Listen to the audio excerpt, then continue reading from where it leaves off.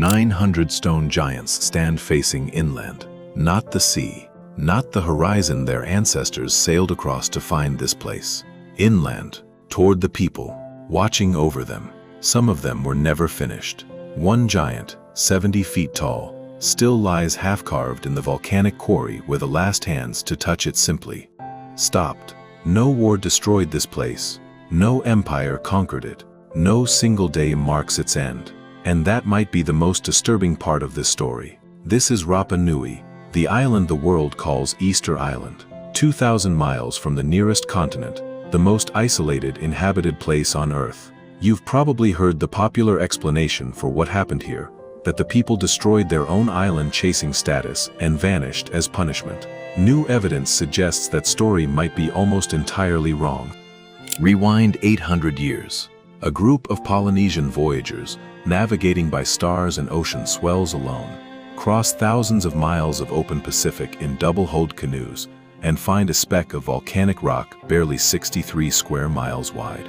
They name it Te Pito o Te Henua, the navel of the world. And here, cut off from every other human civilization on Earth, they build something extraordinary.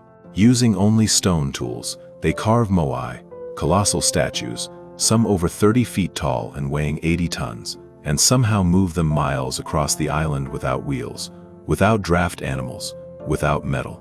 Every statue represents a deified ancestor, a chief's lineage made permanent in stone, watching eternally over the village that carved it.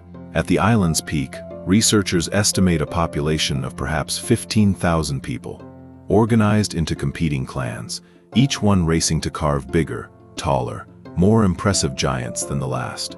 For centuries, this obsession will define them. And for centuries, historians believe that same obsession is exactly what destroyed them. Here's the story you've likely heard before. To move each massive statue, the theory goes, islanders needed enormous wooden logs as rollers. To feed a growing population, they cleared forest for farmland. The island was once covered in palm trees, some of the tallest in the world.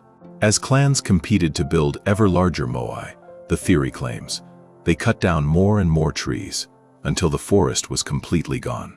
Without trees, no canoes. Without canoes, no fishing. Without fishing, starvation, warfare, cannibalism. A society that carved its way to its own extinction.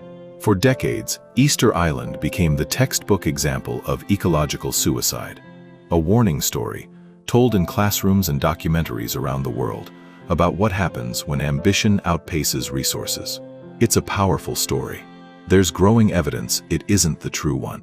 When archaeologists began excavating skeletal remains from the centuries before European contact, they found something that didn't fit the collapse story at all. Almost no signs of the mass violence or starvation the old theory predicted. Bones showing consistent, adequate nutrition. Agricultural terraces.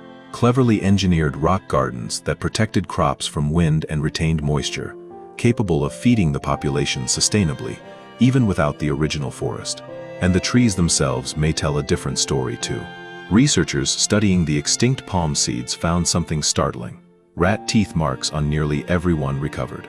Polynesian rats, stowaways on the very canoes that first brought settlers to the island, had no natural predators here. Their population may have exploded into the millions, consuming palm seeds faster than the forest could ever regenerate. The forest may not have fallen primarily to human axes chasing bigger statues.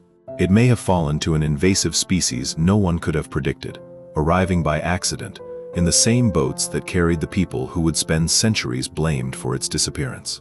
So if it wasn't ecological suicide, what actually brought the population down from 15,000 to barely a few thousand by the time Europeans began keeping records? The Europeans did. On Easter Sunday, 1722, which gives the island its European name, Dutch explorer Jacob Roggeveen becomes the first outsider to set foot here. His crew's own journals describe a thriving, organized society, thousands of people, cultivated fields, and moai still standing upright across the island. Within hours, that same crew opens fire on a crowd of islanders, killing at least 10 people, for reasons the journals themselves struggle to justify. It is the first of many visits that will devastate the island far faster than centuries of rat-eaten palm seeds ever could. Spanish, then British, then more Dutch ships arrive across the following century, each contact introducing diseases the isolated population has zero immunity against. Then, in the 1860s, Peruvian slave raiders arrive, and over several devastating raids, kidnap more than 1,000 islanders, roughly a third of the entire remaining population, to work as forced labor in South America. Among those taken, the island's remaining chiefs, priests, and elders, the exact people who held the knowledge of Rapa Nui's written language and oral history. When international pressure eventually forces the release of survivors, barely over 100 people make it back alive, carrying smallpox with them, which spreads through the few thousand islanders still remaining. By 1877, the population of Rapa Nui has collapsed to approximately 111 people, not from a civilization that destroyed itself, from a world that arrived and took almost everything with it.